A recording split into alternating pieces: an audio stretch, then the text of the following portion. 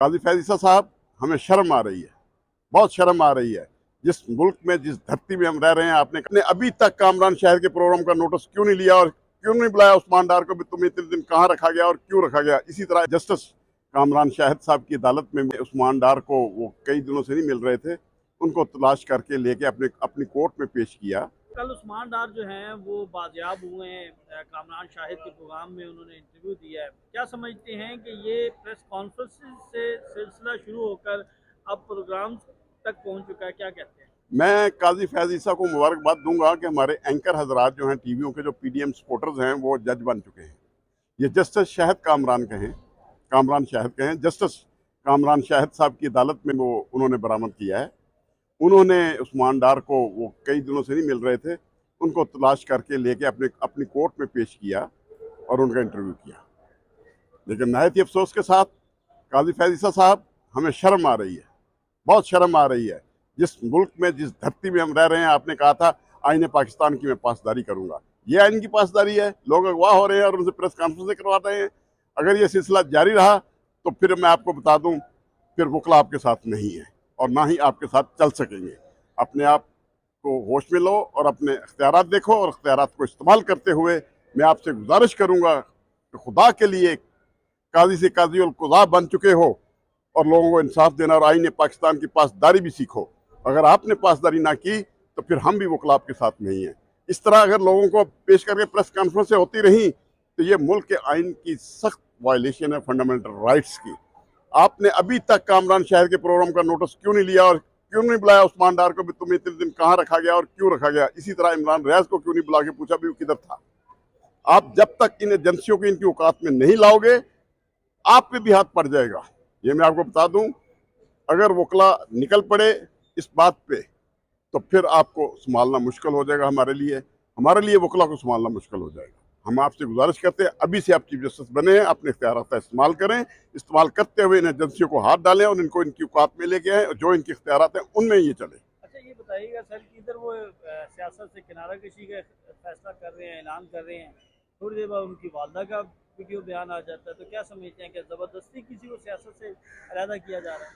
ये एक जो पीडीएम का जो एक मंसूबा था, क्या कहते हैं, वो जो फील्ड बनानी है इन्होंने, level playing levelling playing field तो नहीं मैं कहूँगा, ये कि वन साइडेड फील्ड एक बनानी जा रही, गवर्नमेंट जा रही है, जो फौजी बनाने जा रहे हैं या जो भी बना रहा है पुलिस के जरिए, ये हम नहीं बनने देंगे।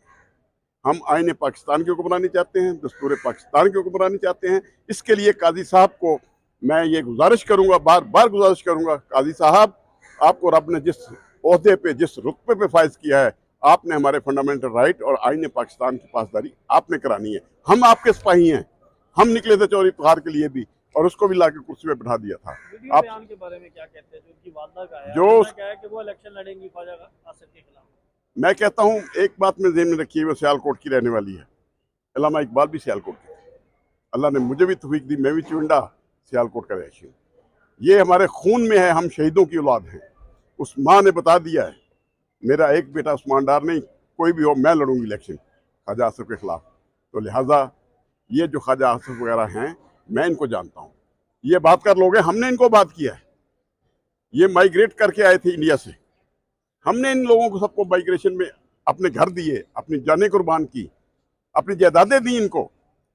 लेकिन उस माँ को मेरा सलाम है, उस्मान डार की, अल्लाह उसको सेहत और जिंदगी दे, वो इसी तरह कायम रही तो मैं भी उसके साथ हूँ। अच्छा सर, ये बताइएगा कि आप बड़े सीनियर कानूनदान हैं और बाहर की पॉलिटिक्स में भी आप बड़ा इन्वॉल्व रहते हैं। इस वक्त जो मौजूदा मुल्की सियासी सूरत हाल है, आप क्या तजवीज़ करते हैं कि एक सियासतदान को इस वक्त मुल्क में सियासत करने के लिए क्या करना चाहिए? देखिए, मैं सिर्फ एक ही गुजारिश करूँगा, इस वक्त जो हमारे मुल्क की मुआशी हालात हैं, वो बिगाड़ने में हमारी एजेंसियों का हालात है। आए दिन जो धमाके हो रहे हैं, हमारी एजेंसियां तो लगी हुई हैं हमारी हिफाजत हमें उठाने पे, जबकि लगे हुए हैं सारे, गुजारिश करूंगा, धमाके हो रहे हैं, उनकी तरफ तो किसी की तवज्जो नहीं है। और भाई जाओ, बॉर्डरों पे जाओ, अपना काम करो। यहाँ मुल्क के अंदर जब तक कोई मुल्क हमारे साथ तजारत नहीं कर रहा, इसलिए कि इस मुल्क में कोई स्टेबल गवर्नमेंट नहीं है।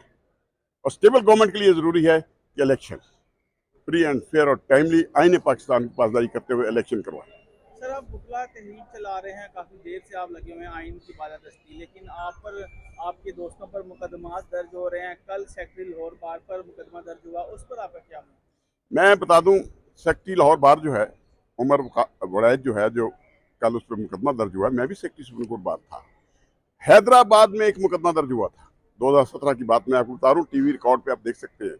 बतौर सेक्रेटरी सुप्रीम कोर्ट बार मैंने रिक्वेस्ट की थी कि इस पर जो खारिज किया जाए, जो नहीं किया गया था। फिर क्या हुआ, हमने पूरे वकील पनामा लीग में आते थे सुप्रीम कोर्ट में, मैंने सबको पकड़ के अपने कमरे में बंद कर दिया। दूसरी बात, उस वक्त के अटॉर्नी जनरल अशर उसाफ और मखदूम अली जो उस वक्त के वजीर आजम नवाज शरीफ थे, उसके वकील थे, उनको पकड़ के मैंने अपने कमरे में बंद कर दिया। उस वक्त के चीफ जस्टिस साकिब नसार साहब मेरे कमरे में आए थे और उन्होंने कहा था ये जो है बाजवा क्या कर रहे हो। मैंने कहा जी जब तक ये मुकदमा खारिज नहीं होगा मैं इनको नहीं छोड़ूंगा। उन्होंने कहा जी शाम में वादा करता हूँ शाम तक मुकदमा खारिज हो जाएगा आपका, और शाम को मुकदमा खारिज हो गया था। अब भी मैं ये बात करूंगा सदर से, यहाँ जितने भी अटॉर्नी जनरल और जितने भी एडवोकेट जनरल पेश होते हैं अदालतों में, इन सबको घेर के कमरे में बंद करें जब तक ये मुकदमा खारिज नहीं होता। इसका एक ही तरीका है, वरना ये पुलिस हमारे सर पे चढ़ जाएगी। हमने कानून की बात करनी है, दस्तूर की बात करनी है, आईने पाकिस्तान की बात।